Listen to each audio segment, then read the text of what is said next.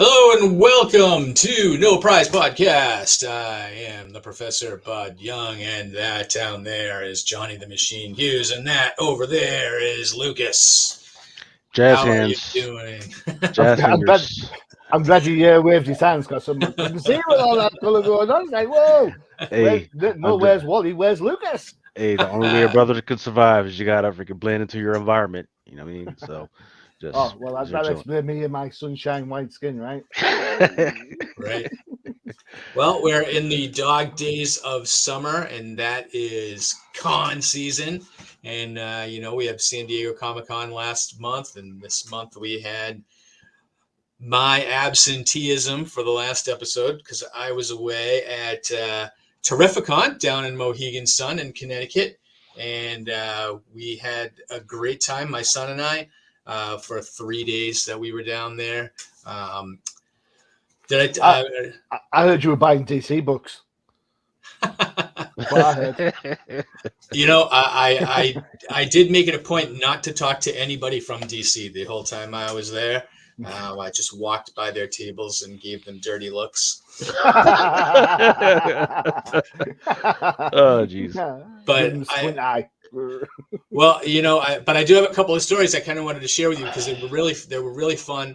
And one of them happened before the con even started.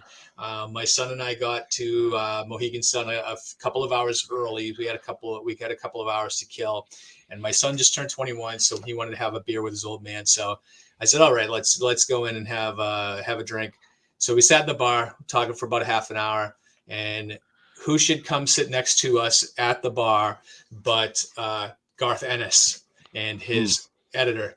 And at first, like I did like a quick take, and I said, "I think that's who I think it is." And I looked over at my son, and I was like, "I think that's Garth Ennis." And then his editor gets up, goes to the bathroom, and I was like, "Oh, you're Garth Ennis." And he was like, "Yes." We ended up having a half-hour conversation with him over a beer. Talked about The Boys, talked about Preacher, talked about his Marvel work with Punisher, talked about all kinds of stuff. I looked like a superhero in front of my son, who was just aghast that we were talking to the creator of The Boys, who we just finished watching season 3 just a couple of days before. So getting some inside info and kind of like the inside baseball stuff made me look like a superhero to my kid, which I thought was fantastic. Rubbing shoulders with the greats. Yeah. Well, and you guys both know that I'm friends with Don McGregor of Black Panther fame, and and he gave me a call the day before the con. Now, he was not a guest at this particular Terrificon, but he wanted to go because he wanted to meet with one of the publishers there. I don't want to really give away too much, but he was wanting to meet with one of the publishers that were there to negotiate some deal. And so I went and I picked him up on Saturday morning and brought him with me. And if you ever really thought that you might need keys to the kingdom, bringing an industry legend like Don McGregor and kind of walking him around the con for the day, I felt like I was in with royalty, because everybody that we walked by, I got to be introduced to, just about everybody that I would think that I would want to be introduced to. They all knew Don. They all loved Don. They all wanted pictures together.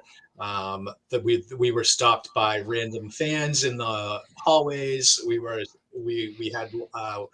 I got to sit down with lunch with that aforementioned publisher. and kind of be a fly on the wall during negotiations, which was fantastic. I loved that inside stuff.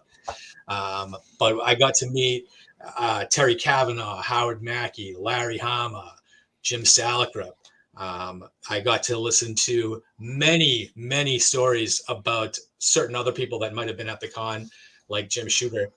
Um, maybe some good stories, maybe some bad stories, but it was kind of really interesting. I wouldn't have traded that weekend for the world. Every weekend, every time I go to Terrificon, I really seem to think that it's bigger and better every year.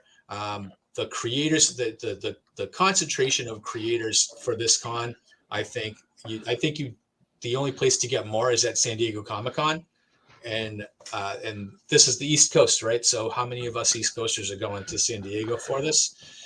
So it was a great time, and I'm sorry that I missed the episode a couple of weeks ago, but I'm not mad. That's not what I'm hearing. Lucas, are you hearing what I'm hearing? I'm hearing I would rather be nowhere else than there. That's what I heard. I think we need a new teammate. I think we need to do something about this.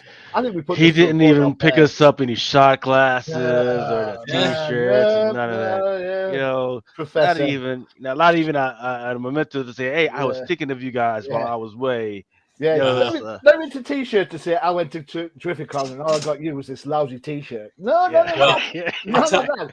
I'll tell you what. Professor. Next year when we're going up against Terrificon again, I'll make every effort to have Mitch Halleck, who owns Terrificon, come on and talk about the con. I tell you what. Just remember, Professor. Not every professor keeps his tenure. That's all I'm saying. All right. So next time I would love to see you, live broadcast from the cons. I would love to do that too. It's just like when I say the one man show over there, and I'm so distracted by talking to people, and I never I know I really had I He's a brought my star recorder. He's a star I am. I'm I so am. I distracted am. by. Oh look! I am. Ooh, it's like a magpie attracted to the pretty things. Yeah, we're just sitting there talking. Like I could be sitting there and talking to like Jim Shooter, and then be like, "Oh, was that John Romita Jr. that just walked by? Excuse me."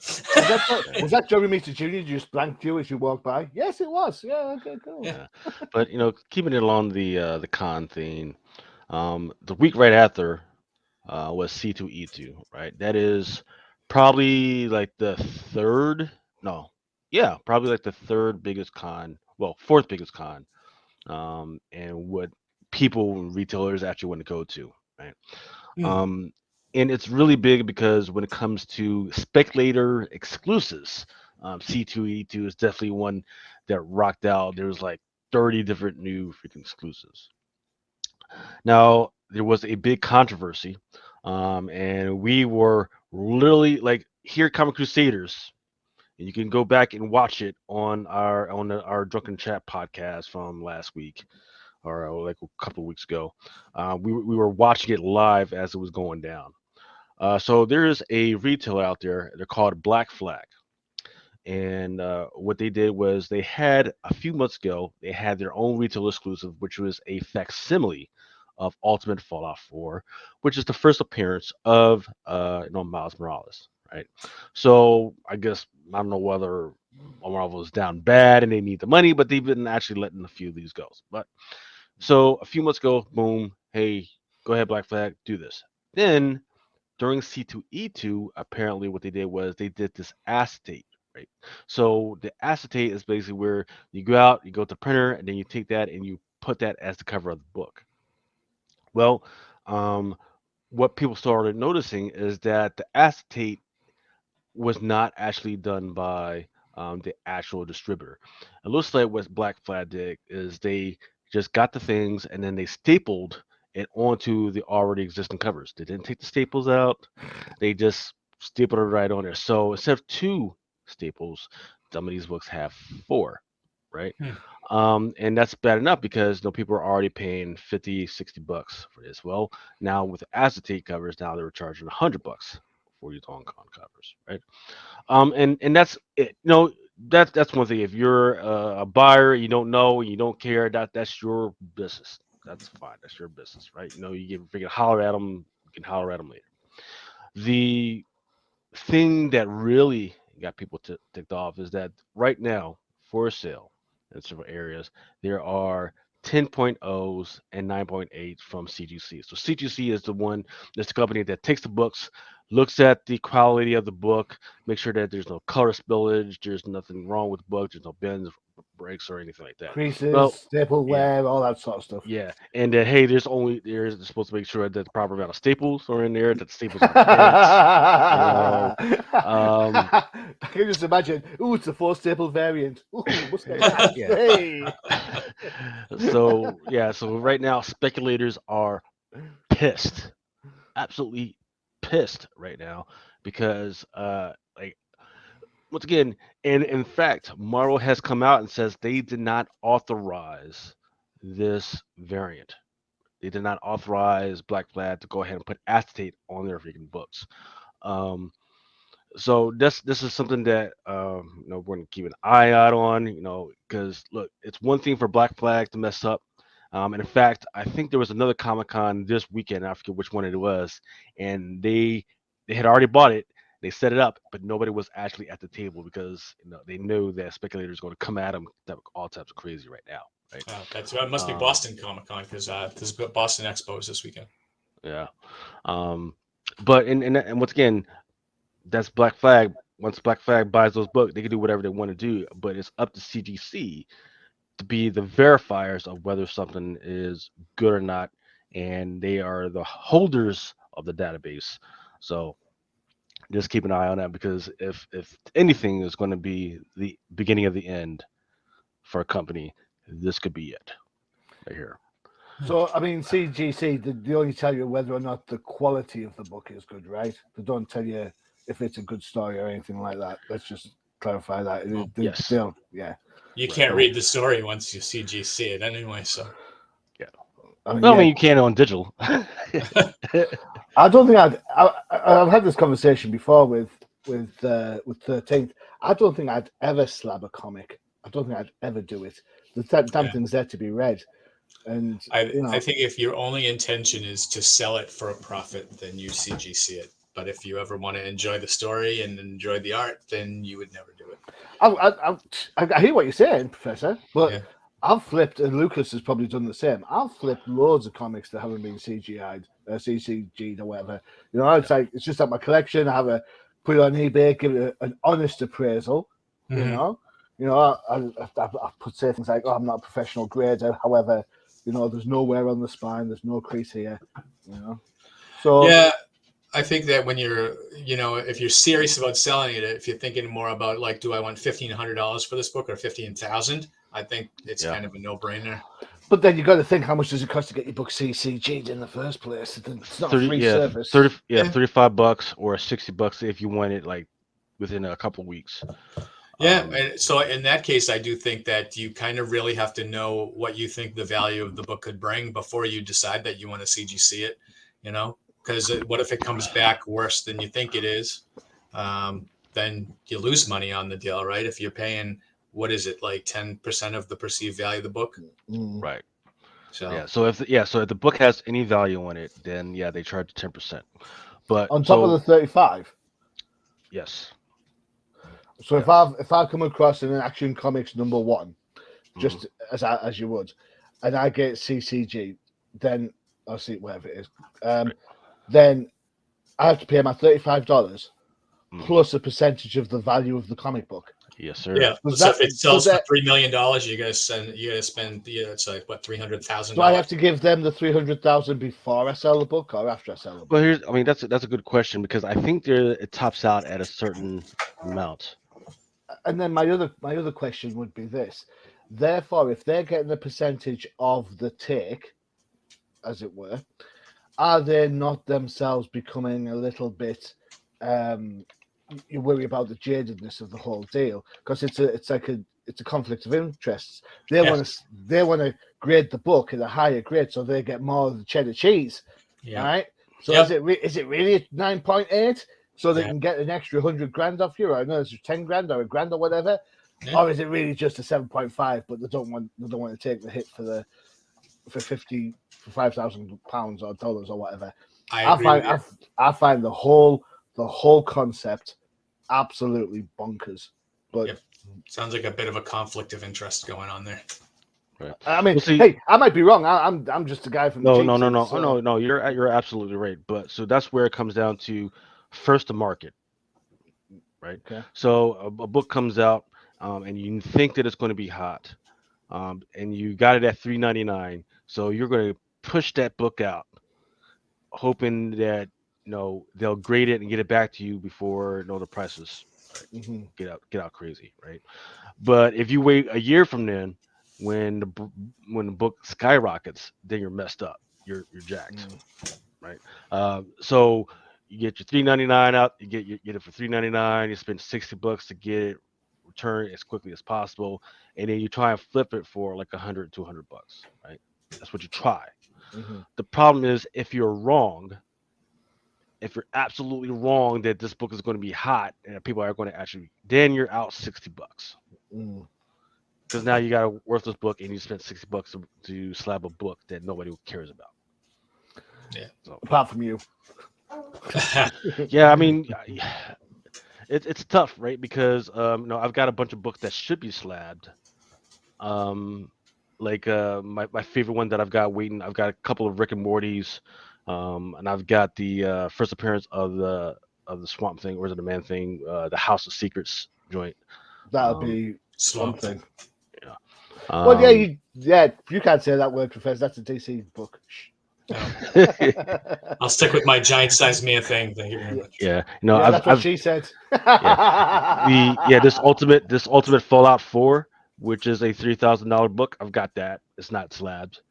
And I don't know if I ever will. I love the book, and I don't feel like being charged an extra amount of money just to protect it. So it's a tough life, man, for speculators and collectors alike. Mm. So Do you want to take a break, or do you want to get into some books, or actually, or let's get into the. Do you want to talk about Groot, Prey? What do we yeah, want to talk about? let's do some Disney Plus. We still got about 10 minutes before we need to take a break. But yeah, so Disney Plus. I think the big news really is we got She-Hulk coming next week. We got Andor coming next week. But we did have I Am Groot to drop on Disney Plus. And I'm gonna have Lucas take this over because I haven't seen it yet. So, and The it's just like a 5 minute nerve, short. Yeah. the nerve of Disney to have something this cute. The nerve of those guys. They're like, what sells? Not sex, not a coherent storyline. Let's just put cuteness out there, man. And I it don't was know. Sex is pretty important. it is important, but it hasn't been working out for like how did the sex scene in Eternals work out for them? Not too Oh well, at least someone got some head. Boom. good. Uh, But yeah, it's a lot of. I mean, apparently there's like three different stories. I just watched the one so far, and it's very cute. It's very in line with I Am Groot. Well, with Baby Groot anyway. Um, it just is what it is, man. The thing is, I haven't heard any numbers on like how many people have been watching this at all. hmm. Um, and that may be because look, it's the middle of August, right? People are like trying to get that last minute of vacation in before they go crazy. Before we have to come back, and then we'll find out what's going on with group. But look, it's great. I'm all about this animation stuff. Um, and I think that's the one part of the Marvel universe that they do need to pick up because DC animation has been killing Marvel on the animation front. But look, the cuteness, they got it. They got it locked on. Um, am I the only one that watched it? My Watched wife it? likes it, Yeah. Mm. and for me, all I'll say is I am Groot, and you can take that as it I is. am Groot. Yeah. Did he like it? Did he hate it? I am Groot. That's it. That's as good as you're gonna get. On The message. yeah, the other thing that I want to talk about is Prey, right? This week also came out Predator #1, which is the first appearance of a character named Theta. Within the first 5 pages, there's like a huge surprise. I'm not gonna freaking spoil that. It's a huge surprise about what's going on with that book. And I think they were going. in that direction because of the direction of the prey, right? Yeah. Um, I've tried to watch it, but the problem is I drink too much and I sleep too much, right? I've watched it. Um, I've watched so it. so far what I've seen is that it's not cheap. It's not bad, right? But of course there's those weirdos out there. They're like, oh, and they find weird things to be negative about. Like, oh, how dare? What do you mean? There's a little girl out there and she can defeat a predator all by herself with no gun and like, bro, what are you talking about? No, that's They Schwarzenegger. also Yeah, that's how Schwarzenegger beat him in the first place. if But that's what they're saying, then they haven't watched the whole movie. Just saying. Um, the movie, I've seen this movie, and I watched it last Sunday, and I have to say the first hour is really slow. All right, but once you get past the hour, things get a bit better, and it gets a lot. It's good towards the end. Good conclusion. I have a question about the dog in the movie. That dog has got to be CGI. It's got to be mm. right, but it's still all Did it right. look that bad, or is just No, the it's stuff that they good. were It's doing with the dog? just the amount of stuff it can do. It's like Lassie on steroids. So I guess the question, I guess maybe to both of you is this a revival of the franchise, right? Because I think the last Predator movie I saw was god awful. So is this a back to form type of Predator or I think I said this to someone else about something very similar. Is that the problem you run with the Alien movies and the Predator movies is that um, we're too familiar with the character. We're too familiar with the alien now, right? yeah, So it yeah, doesn't scare us anymore. So we don't get the jump scene anymore because we know. Oh, look at that! The screen's speckled, so that means the predator's there in his cloak. We know all this, all right? hmm We see the little triangular lights, and we're like, yeah, there he is. We get it, all right? We've seen it all before. It's like yeah, Daleks don't scare us anymore. The Borg don't scare us anymore. You know, Donald Trump doesn't scare us anymore. We've seen enough yeah, of all the monsters.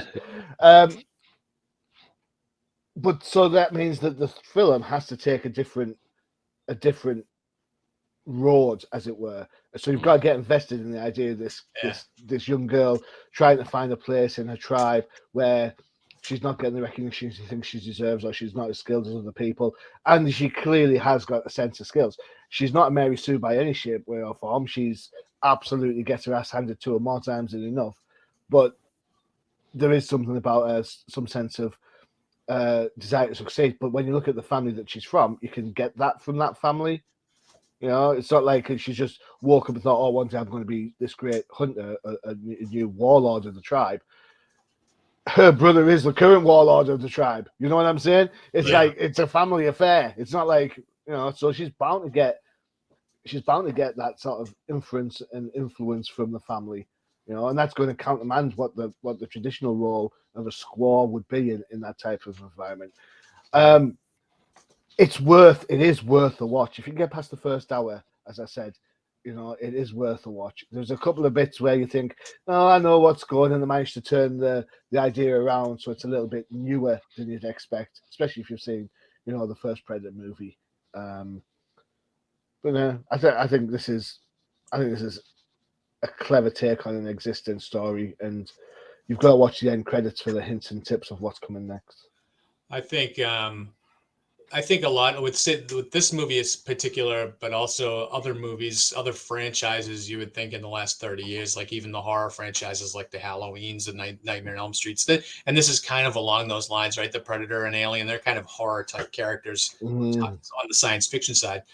But at some point after that initial first movie, you're rooting for the Predator, right? You're To rooting an for the extent, Predator, yeah. like, kill those, get those guys, and you know that he's going to make his fair share of killings. I remember at some point in Nightmare on Elm Street, like the first movie, I was terrified of Freddy Krueger, but after that, I was like, yeah, kill those kids, that says more about you than does anybody else, my friend. right? I bet. But that's kind of how I feel about this. So if we're looking at like, I think it's impossible at the end to really kind of go back to the scary antagonist rather than Mm. almost like a protagonist of a character. But but I actually kind of liked the whole idea of the Predator kind of being like the hunter, and everybody else being, of course, the name of this movie, the prey. So yeah, I'm interested in seeing the movie. Haven't seen it yet, but I did read the comic that came out this week, and thought it was interesting. Okay, well, did you think the comic that you read was worth $500? No, I don't think any comic that I read today is worth $500. Because there is a 1 to 500 ratio on that book. I have That's no just idea. bonkers. That Yeah. is just bonkers. I don't know. I don't know. I don't know what Marvel's doing. But let's take a break. Yeah. All right. Let's take a break, and we'll be back in about a minute or so.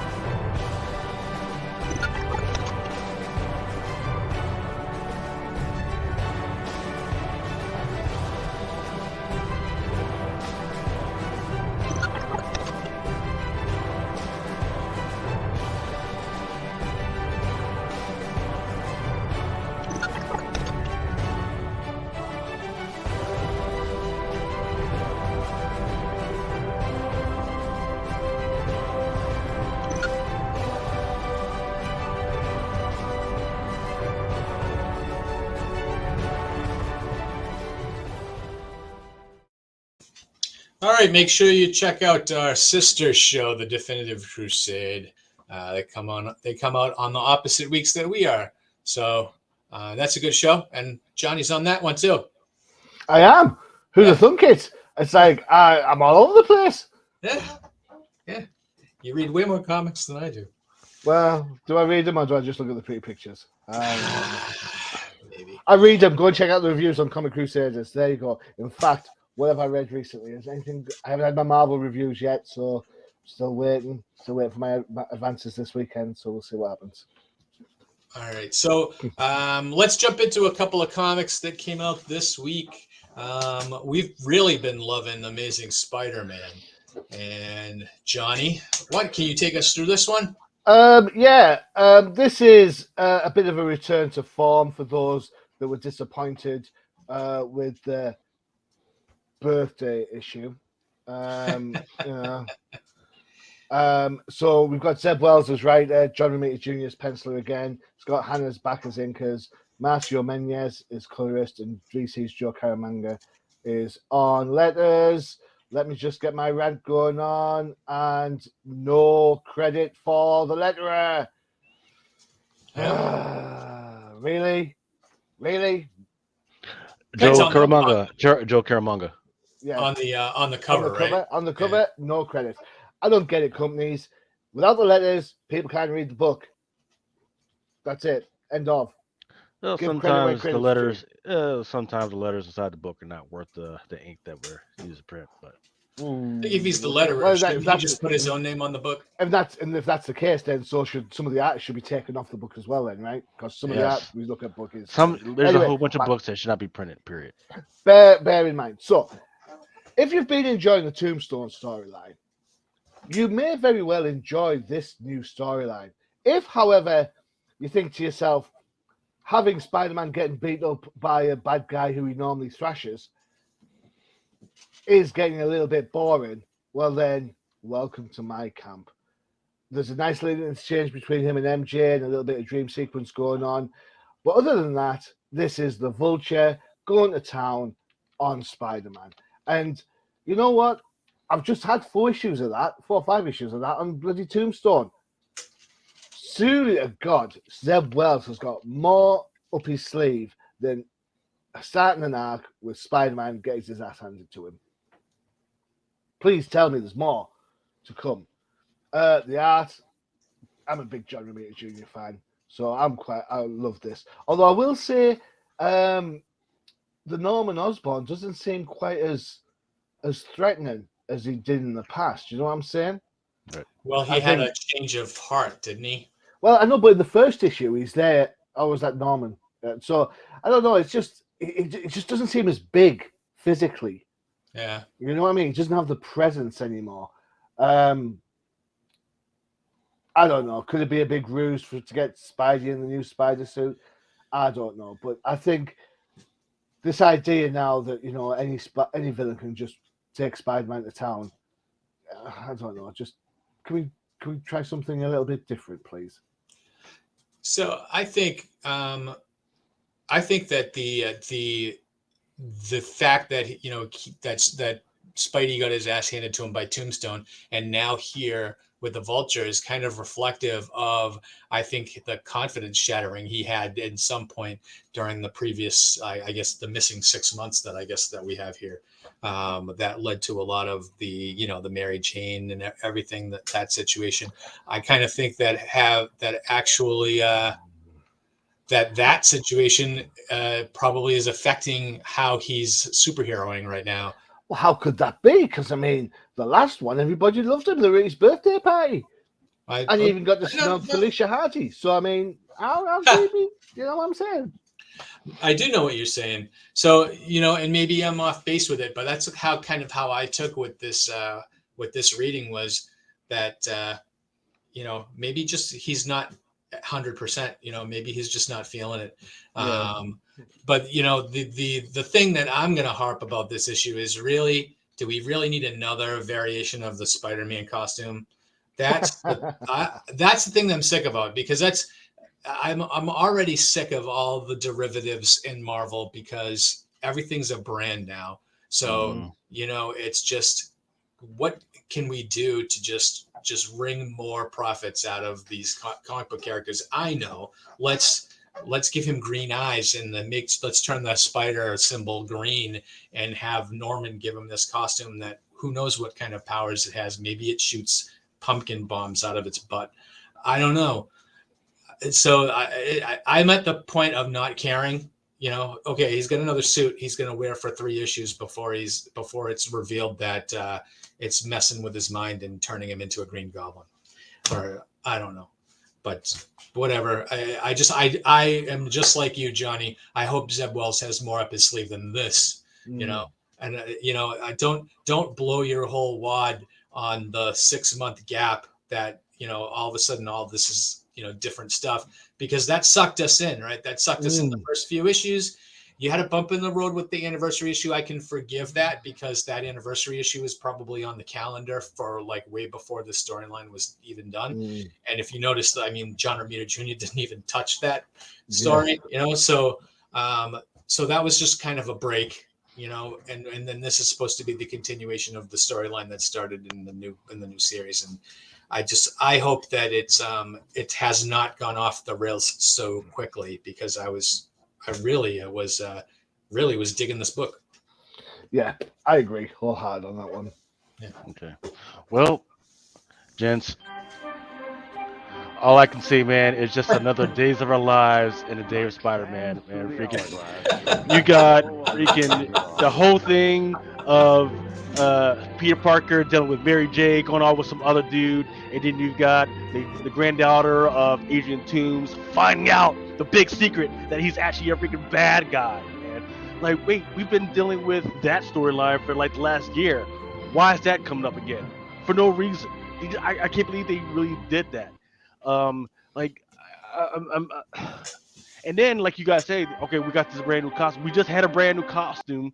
We just had a brand new costume literally like a year ago. It was the blue and white one. Remember that piece of crap? Yep. I have gladly forgotten that.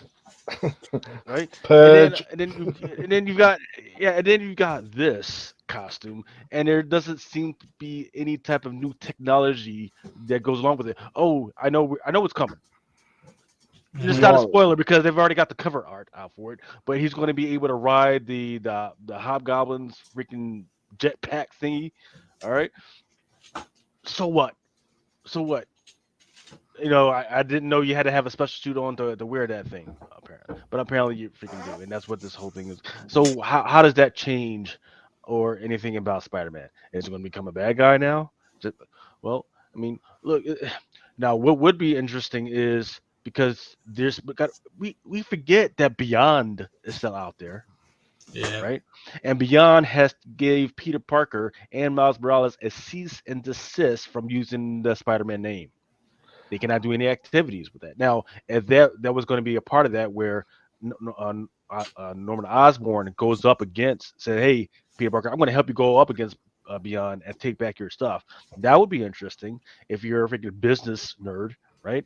But I'm not. I just want to freaking pull up the book and read some simple punch and slap, you know, and kick 'em, rock 'em, sock 'em, and maybe jiggle a couple of boobies in my face every once in a while of Catwoman and Huh? What? Black and Black Cat, Black Cat and Cat. and Don't, no, don't I forget, just don't forget and these two mixed up. I mean, hey, that's a totally and different look, I book. just want to see the Mary Jane, in a short skirt every once in a while. That's all I want to see from Spider-Man. I don't need if you're not going to give me a story that makes sense and continuity, just give me some sit back and freaking flip through it. Just give me that. Don't give me this crap. You know, don't give me this Days of Our Lives, and the Days of Our Lives doesn't even freaking make sense. It's interesting. Lucas has brought up an interesting point on this one. He Mm. mentioned that Zeb's using Toombs' granddaughter, who found out is a vulture, to be like the fulcrum by which the action revolves around. That's exactly the same as using Randy in the wedding of Tombstone's daughter to be the fulcrum between Tombstone being like a good guy, like a good guy to Robbie, but a bad guy to Spider-Man to some extent. Yeah. So it's the same. It's like just it's the same story. Just take out the bad guy and just re-put it. Yeah. It's like Yeah, plug and yeah. play your supporting characters. Yeah, plug and play, and that which I've said for ages about Marvel movies. So it's a really interesting point that Lucas brings up on that. Yeah. So Well, yeah, I'm hoping that this is not a crash and burn situation with Spider-Man book. but we can't. Can we all agree though that John Romita Jr.'s MJ looks cool? Oh, yeah, she's the iconic, Yeah, the Ramit. Nobody draws draws her like the Ramitas. exactly. Oh. Cool. All right, let's move on to the next book, which is a chore to get through if you're not ready for it. Giant size Gwen Stacy. Why do we need this in our lives? Well, here's the thing. Here's the thing, and let me give credit where credit is due. Hold on a second. So, giant size Gwen Stacy. We're gonna blame Christos Gage as writing, Todd Knock on art, Rachel Rosenberg colorist, BC's Joe Caramagna letterers, and if you don't like it, editing by Lindsay Kohik, Ralph Macchio, not the Karate Kid. He's a consulting editor, so he doesn't have as much blame, right? Niccolo and CB Spolsky. This book was actually completed a couple of years ago, right? Because we got a couple of issues during the pandemic, and then nothing, right? They never finished the book, right? Yes, You're gonna right. that happened, and I can't remember, but I think that we got a few books that just ended like that, right? They just kind Yeah. of ended mid storyline, and I want to say I think it was Doctor Strange kind of ended quick like that, right? Yes. A couple of other books, but now here we are a couple of years later, and they decide to just kind of come out with a giant-sized Gwen Stacy, which I actually kind of think I actually like the format because they could have just put it out in a trade, right? Could have. They could have. They could have Should an have. extra $25 for it. But this one, actually, if you were interested in the story and you got two parts, and then you were mad that the rest of the series didn't come out, this contains all 5 issues. And read all together, I actually thought it was a pretty good story. I liked the fact that this was kind of shining a spotlight on Spider-Man's supporting cast, and a lot of the supporting cast that I guess retcon situation, you kind of realize that they were all traveling in the same circles, like Watanabe and Gene DeWolf and Captain But Stick. why? And But why? this is and this is Gwen Stacy as junior detective. So seeing an aspect of her personality you never saw in the Spider-Man books. But some would argue that makes her not Gwen Stacy. When did Gwen Very Stacy true. become Nancy Drew? You know what? Say Nancy Drew is actually a very kind of it's a good parallel, because that's basically what she is, right? In the series, is she's going around trying to clear her dad's name from a murder he didn't commit. And I think the selling point on this series is you get to see a lot of these characters that we haven't seen in a long time, plus some really old Spider-Man villains like Crime Master, the Enforcers. And of course, you get a nice healthy dose of Norman Osborn as the Green Goblin flying around in here.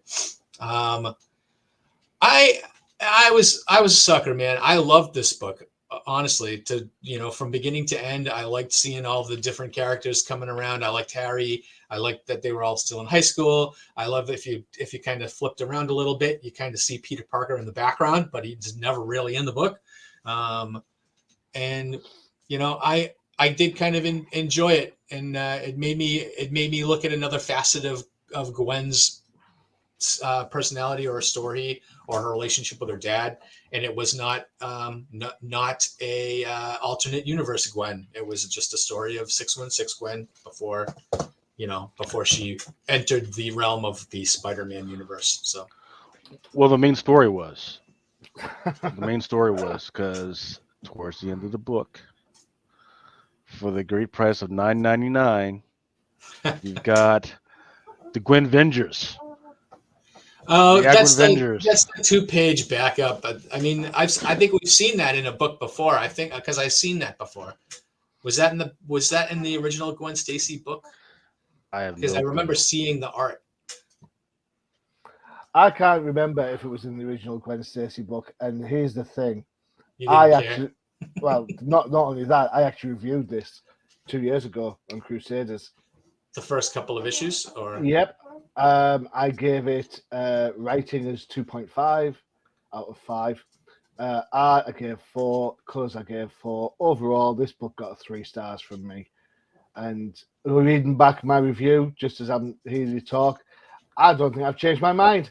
Although I must admit, I do like the tagline at the end of the review, so which I've put. We have a Black Cat, we have Mary Jane book, we have Gwen book now, and I, for one, cannot wait for a new Deborah Whitman book that must surely be waiting in the wings. Still waiting, Marvel. Just saying. Thank you. well, I guess you could be right about that. But I'm surprised maybe that Deborah Whitman didn't show up in this book. But Well, I don't like. I'm gonna be brutally honest. I don't like it when everything ties into each other. I don't like the fact that in the '89 Batman movie, it's the Joker that kills Bruce Wayne's parents. It's like, why does everything have to be tied together? It actually totally doesn't have to be at all. People in real life, people come in and out of your lives. They're not tied to you from the moment they were, oh, look, there's my best friend at school. Yeah, I know he's my best friend because when I was small and blah, blah, blah, blah, blah. No, it's bullshit. People just come in and go out your lives. There's no reason why the supporting cast have to be so interactive and interconnected. And then towards the end of this book, there's more mutants into it, for Christ's sakes. It's like, what are you trying to do? Are you trying to show Gwen Stacy as some sort of, popular Gwen character? Cable. Yeah. But then no, you don't. You bring superheroes in. What you've got to remember is this is a de facto reset for Gwen. When she first started under Stan Lee and Ditko, she wasn't a very likable person. Right. Mm-hmm. She was quite a snob. Yeah. She thought she was better than everybody else and all this. This is a backdoor retrofit for the character. And you know what? I don't need a retrofit for Gwen. I'm happy with who she was. I'm happy got kicked off a bridge and she plummeted to her death. I get it, you know. Jesus. It's one of the defining moments. I know that sounds like I'm awful, but it's one of the defining moments of Spider-Man. I think Jason Todd should have stayed dead because that's one of the defining moments for Batman. Yeah. So, you know, this book is just a bit of a, you know, it's a waste of time for me. It's when you picked it, I looked through, I was like, I'm sure I've seen this before. Well, I knew we'd seen the first 2 issues, and then it just never got finished. So that's why I was kind of excited to have a complete story finally after a couple of years. I mean, I wish it hadn't been finished. I actually liked the story. I liked Crime Master. I liked the Green Goblin. I liked, you know, I liked the whole Enforcers, and I liked the fact that Gwen was playing junior detective. It was, I guess, it was just a guilty pleasure of mine. So I enjoyed it. I think, and the art was really good. You know, Todd Nauck is a pretty good artist that really never had a regular job on Spider-Man, huh? So. Well, I mean, on my review, I did give the art a nod. So I mean, can be a little bit Jason Scott Campbell at times. Jason Scott Campbell a little bit, but you know, I'm all right with that so much. I quite like his work as well. So. Right. Very good. Lucas, anything to add on Gwen Stacy? $9.99. I guess that might keep some people away from it. Yeah. Right, for a retread of stories that have already come out. Right. $9.99. Are there any other covers that are particularly getting any Nobody cares about Gwen Stacy right now. attention? They barely care about Spider Gwen. They don't care about Gwen Stacy. I thought everyone loved Spider Gwen. Yeah. I guess they're just waiting for the new Spider-Verse movie. Right. And even then, people have been speculating more on Silk and Madam Web than they have been on Spider Gwen. Secret confession time. I've been buying the Silk book. I quite like the Silk book. Yeah. It's all right. Amazing, right? You know, it's I wouldn't go that far.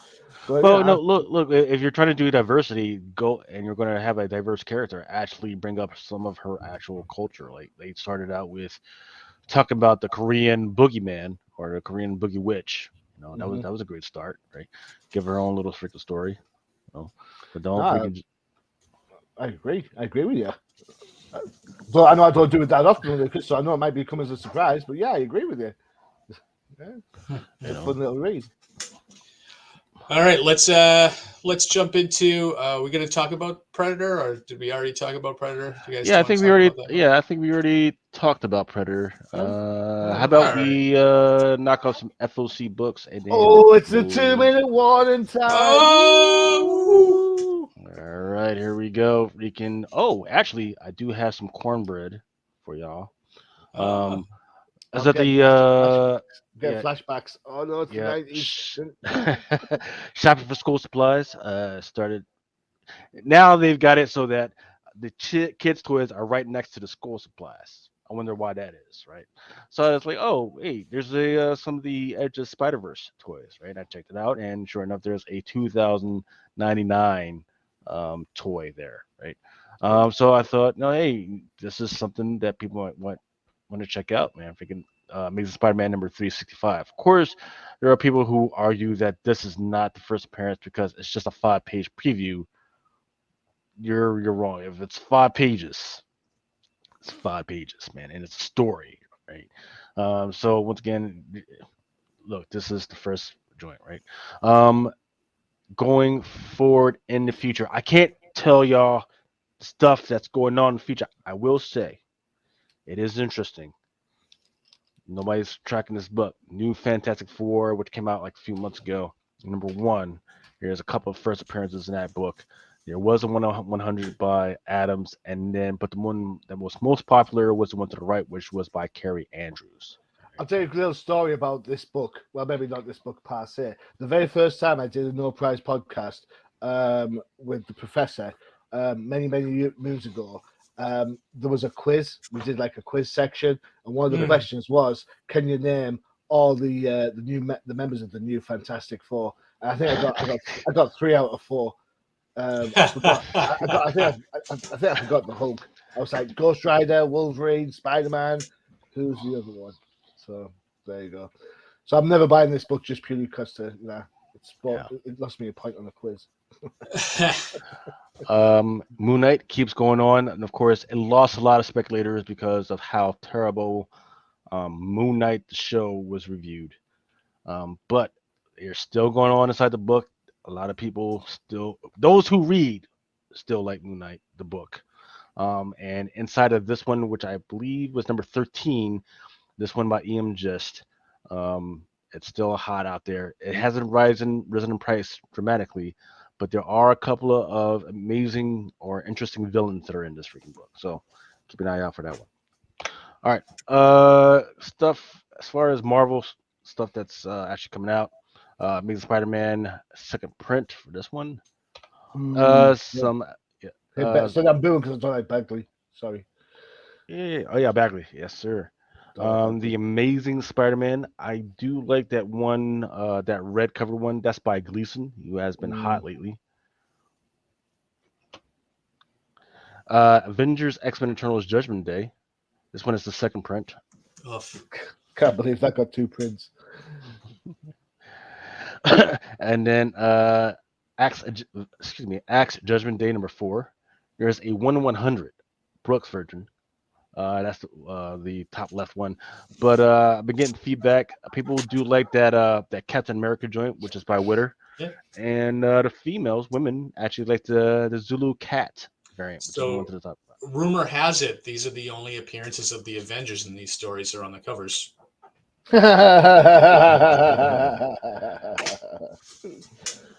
Trying to think now. I did see X-Men. I don't know. Oops. Yep. Some Captain Marvel. Hey. Arguably the most consistent book in Marvel's repertoire at the moment. You think so? God, I do. yes. I do. Yeah, I do. I did find the whole magic thing kind of interesting. Daredevil, the Alex Maleev, right there in the middle is a 1/25. That looks a good cover. I don't know. Go back one, please. Look, Yep. I don't like the pose that Daredevil's in. I think Elektra is a much stronger visual than Matt Murdock as Daredevil. Right. Just my take. Carry on. Sorry. Yeah. No. Demon Wars, the Iron Samurai, Momoko. Edge of Spider-Verse, this is the second print. Superhero dinosaurs are so last year. Where exactly would the dinosaurs spew the thing out? I don't even want to go there. I mean, I've had sort of issues of Jurassic League, so suffering this is a torment worse than hell. There you go. Iron Man 23. Look, the one for number 22 actually did really well. That's that black cover of the black suit. Midnight Suns. This is the video game tie-in?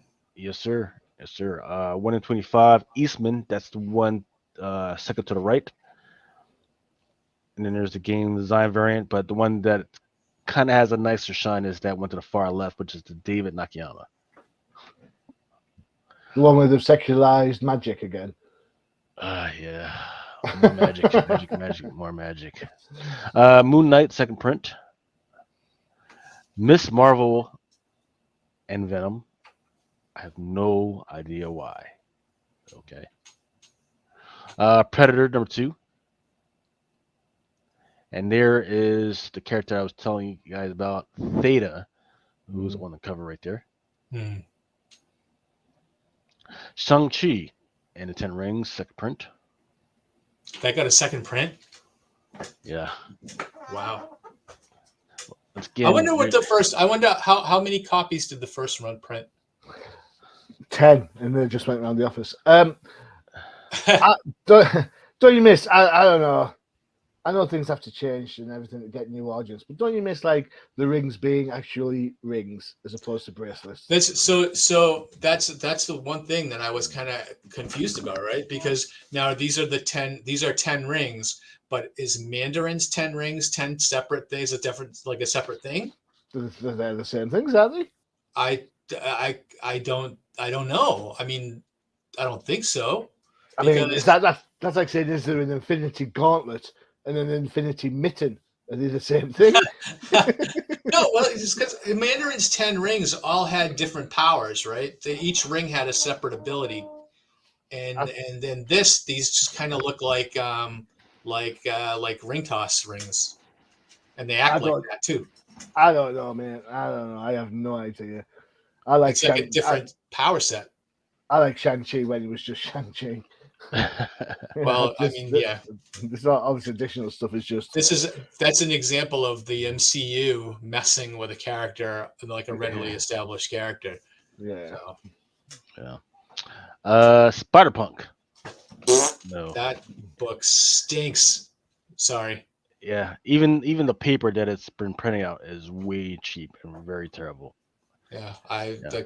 I'm like reading that comic and I'm just like I don't get it at all and I don't like it and it stinks and that's one of the things I think that Spider-Verse is creating all these stupid playgrounds for creators to just screw around and not actually create anything good. Well, it used to be that during the summer they used to do all these multi-variant universes and everything, but they would wrap it up by the end of the summer with like some big event, and then you would never hear about it again, and you would have some slight changes or something like that. But now it looks like they're continuing some of this stuff throughout October, November, like. Huh.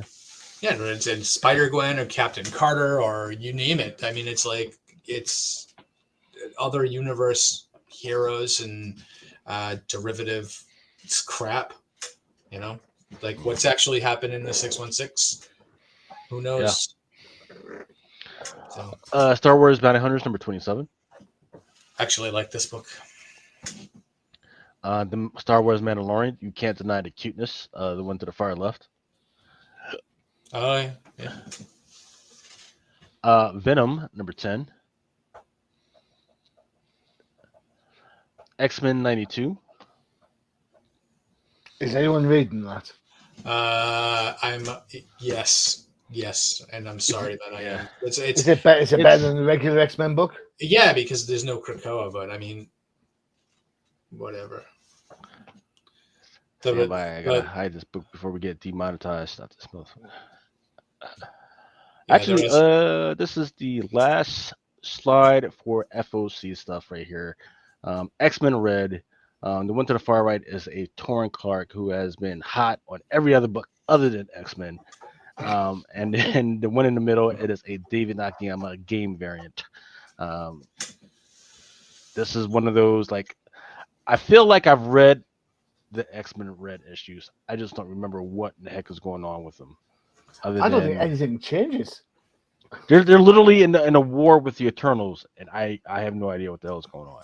Yeah, the latest issue I read was the Kronos, the Eternal, just wiped out all the heavy hitters of the X-Men. The Magneto, he killed Magneto. He killed Exodus. Killed But of course, they're bringing them back, right? But now, didn't in the first issue of Judgment Day, didn't they kill the one of the 5 that are bringing everybody back? So now they can't bring anybody back anymore, or something like that. I think. This story is just like so convoluted. Yeah, the thing is, Mr. Sinister, he has some secret way of bringing people back without the 5. So. Yeah. Well. Yeah. Here's a question. The one to the far right, the weird dude that looks like the name of the fish I can't pronounce. Is that one of the rings on his hand? Oh, I don't know. I don't care. Tell us how you really feel, Johnny. I just want X-Men to be good again. Do you remember how excited we were when House of X and the other X one, Power of X came out, we were like, whoa, this is going to be great. This is going to be game changing. And And that was 3 years ago. it's been the same issue for the last 3 years across Yep. multiple different books. Yep. You'd think that some of the concepts that they created that they would either wrap up on the storyline or it just wouldn't become like this is how it is now, you know? You know how I was saying before about the Andor book, movie. Why watch a movie Yeah. when you know what's going on? Isn't that the same as the X-Men now? Because we know what the far future is, and no matter what they seem to be doing, Yeah. Moira went through 10 lives and she couldn't change it from where they ended up. So Yeah. it's all pointless. They're going to end up where they're going to end up. So why am I bothering? The main thing I hate about the X-Men book now is that the cast of characters is so large that I just don't care. There's they just did a gala like 6 months ago, and then last month Hellfire, they yeah. just did another Hellfire gala and changed the X-Men team up again. And I'm like, why don't you leave a team the way it is? You have 7 of them already, right? So why we have 7 teams? Can we leave the team the same so that I can come to and make them different enough so that I care about each particular team on each particular book. Right now, I don't care because there's no consequence anyway, and we know like one of them is going to die every issue and be back the next month in a new clone body, and I'm just like, this is the stupidest thing for me to even waste my time reading right now. I don't care. I don't care about any of the X-Men books. I don't care about any of the characters. I don't care about like it seems like they introduce new mutants every month, and they can't even look human anymore. They're just like they look like this guy in the right. You know, Right. I'm like, who cares They about that? right. In one part of the war, they literally threw a dude in a box, and the reason why he has to be in a box is that's the only way he can keep his form. They threw him at one of the gods they were fighting. Ugh. That's how crazy it got. So look, I mean, look, what you guys are talking about is absolutely founded, right? So it used to be like, hey, we got this new nation, and then they were like, after we build a nation, we're gonna break it up into like 5 or 6 different parts, right, of how a country really works. Where you got one part is your military, one part is your government, one part is your logistics, one part is going to talk about finances and all that other stuff, and they've gone away Yeah, from that to the part where like those to me because I'm a in the details guy. That was a great idea, but the people that they put in some of those parts, I've never heard some of those I never heard before, or I don't trust to actually do any of that stuff. yeah. But here we are, and now we're already in a war, and I don't know. Like, okay, they're going to be in a war. What's going to change anything, Nada. Well, right? you know what they should do. This is my idea. This using this storyline to get things back to some kind of manageable is actually have the Eternals friggin' blow up Krakoa with all the mutants on it, so that the only mutants left on Earth are like the teams, like the X-Men that we know, and not any of these mutants that are just faces in the crowd. And then that way, and then you're losing the whole ability to bring anybody back, right? And you're losing all this crap that Hickman did, because it's run its course, and then just get them back to basics, and then Right, that's it. And then you've positioned the Eternals as being, this huge right, faction that took out the huge I'd, threat that took out the mutants. I'd go one step further. I would have the Eternals not only just blow up Krakoa, but capture some of the 5 to stop the whatever else they could do. Because Yeah, Krakoan plants are in the human world as well. And that would lead into sort of like quest issues where the teams go off to trace. That would keep the Eternals in the Marvel universe, not just hey, we're here and then gone away for a while. You yeah. know, they could have some level of interaction. Um, I mean, for all the well, I mean, they just need to do something because it's just awful. It's they just killing yeah. me. It sounds like you guys are saying that they need a reboot, Yeah. just like they had 3 years ago with Powers of X, because it's gone out of control, right? So Yep. that's why a lot of readers like me have walked away from X-Men at first because it got so out of control. I didn't know what these X-Force books were about. I didn't know what these other books, and I didn't care. But when you reset everything, say, okay, This is the main base. This is the major threat, and this is what they are doing to counter that threat, and then build up from there. Now everybody's a threat. They're fighting against the U.S. government. They're fighting against the Russians. They're fighting against Namor. Okay. They're fighting against other alien species. They've got too many fights Yep. on freaking every freaking front, and they're in a major war. And I don't know what's going to pop up next. Yep. It is a mess, man. So just for too many books, and that's another thing they need to do. Remember how when during the pandemic they got it down to just one book, Yep. right? Power of X came out one week, and then the other one, Yep. Power of X came out one week. House of X came out the next week. They need to go back Yep. to that, Yep. skim it down, you know, and we'll be good because there's Yep. too many books, and I don't care about any of them right A now. lot of So those books have just run their course. yeah. So, all right. So that's going to do it for us for No Prize Podcast for this week. Join us again in 2 weeks. We will be able to talk Disney Plus again. We'll have our first episodes of She-Hulk and Andor ready to review. And Woohoo! yep, love it or leave it. And we will see you again in 2 weeks. Until then, peace. Adios.